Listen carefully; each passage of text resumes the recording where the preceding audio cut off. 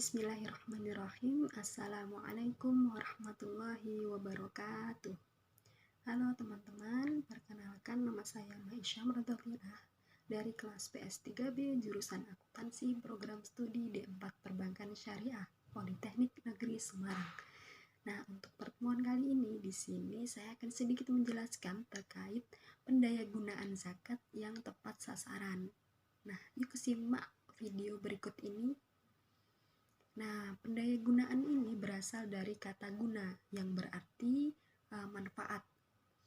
Kemudian pengertian dari pendayagunaan menurut KBBI atau Kamus Besar Bahasa Indonesia ini adalah pengusahaan di mana agar mampu mendatangkan hasil dan manfaat yang baik. Nah, selain itu juga berarti pengusahaan terkait tenaga yang kita keluarkan, seperti itu ya teman-teman, dimana kita supaya mampu menjalankan tugas dengan baik dan maksimal. Nah, dari sini dapat kita simpulkan bahwa pendayagunaan adalah cara atau proses atau usaha yang kita lakukan untuk mendatangkan hasil dan manfaat yang lebih besar dan lebih baik. Nah, pengelolaan zakat yang baik dan alokasi yang tepat ini akan meningkatkan kepercayaan pada pengelola masyarakat ataupun pengelola zakat itu sendiri. Nah, peningkatan kepercayaan ini akan mendorong semakin banyaknya masyarakat yang menyalurkan zakatnya kepada mustahik melalui amil. Nah, kondisi ini tentunya akan mempercepat pemerataan distribusi harta, pendapatan, ataupun kekayaan yang dimiliki oleh seseorang tersebut. Nah, sebagaimana yang diterangkan dalam Al-Quran Surat At-Taubah ayat 60 yang berbunyi,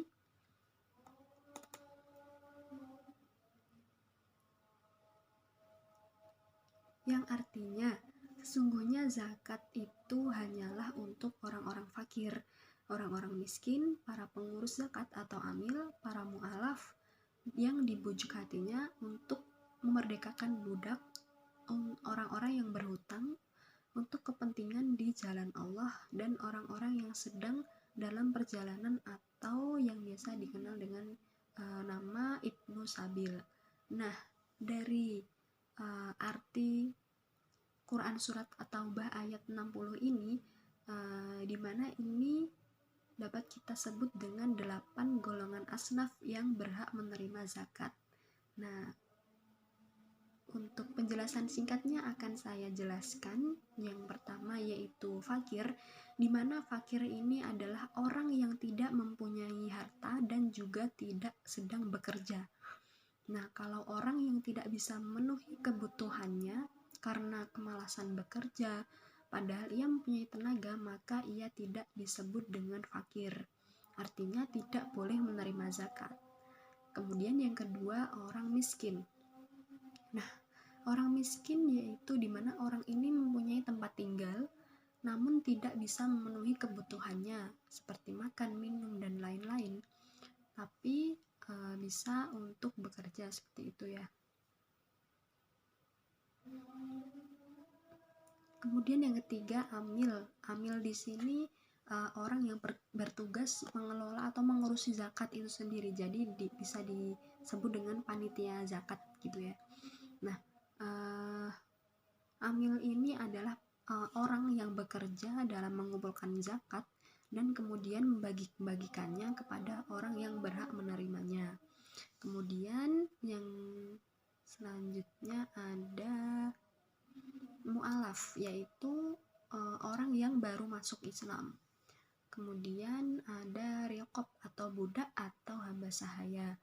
Nah, di sini budak atau hamba sahaya ini akan membebaskan atau memerdekakan dirinya, dimana untuk menebus semua harta atau uang kepada tuan atau pemilik budaknya. Karena itu perlu mendapat bantuan, maka ia berhak menerima zakat.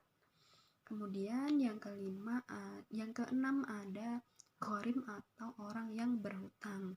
Nah, di sini orang yang berhutang ini untuk kepentingan yang baik seperti untuk agama, kemudian keluarga, ataupun yang lain. Nah, sedangkan berhutang ini dengan tujuan untuk menghindari kemaksiatan dan memenuhi hawa nafsu, maka tidak berhak menerima zakat.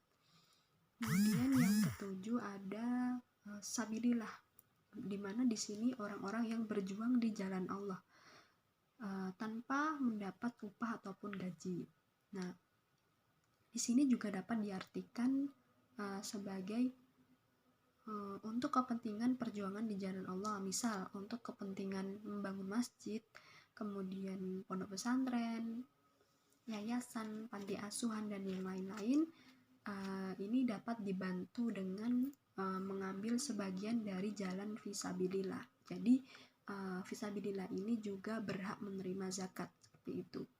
Kemudian yang terakhir ada ibnu sabil, di mana di sini orang dalam keadaan bepergian untuk kebaikan yang kehabisan bekal dan bukan untuk kepentingan maksiat ataupun kejahatan. Nah, mereka memiliki hak untuk menerima sebagian dari zakat. Misalnya orang-orang yang pergi untuk menuntut ilmu, kajian, ataupun yang lain. Kemudian mencari keluarga yang hilang dan sebagainya. Nah, sekarang sudah tahu kan teman-teman siapa saja sih orang-orang yang dapat atau berhak menerima zakat. Nah, jadi ada 8 golongan asnaf yang berhak menerima zakat ya teman-teman. Jadi zakat itu juga harus tepat sasaran. Jadi tidak boleh kita salah sasaran gitu ya. Jadi harus tepat sasaran, tepat pendaya gunaannya sebagai seorang muslim yang baik. Oke, mungkin sekian video atau penjelasan dari saya terkait pendayaan gunaan zakat yang tepat sasaran. Semoga bermanfaat. Kurang lebihnya mohon maaf. Wabillahi taufik walhidayah. Wassalamualaikum warahmatullahi wabarakatuh.